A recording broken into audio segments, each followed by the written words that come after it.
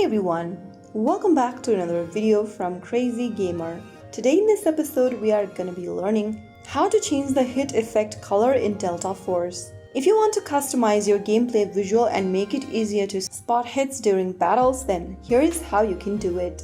First of all, launch open Delta Force on your device and log in with your account if necessary. From the main screen, tap on the settings icon at the top right corner. Once you open up the settings menu, click on Graphics and Sound on the left hand side. Under Graphic, go ahead and scroll all the way down and get to Hit Effects.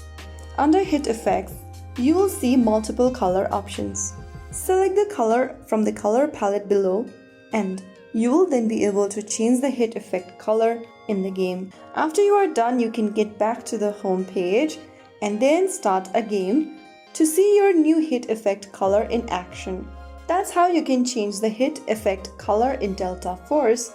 You can improve visibility during battles and customize your gameplay experience. If you found the video helpful, don't forget to like, share and subscribe to the channel. I will see you in the next video. Thank you for watching.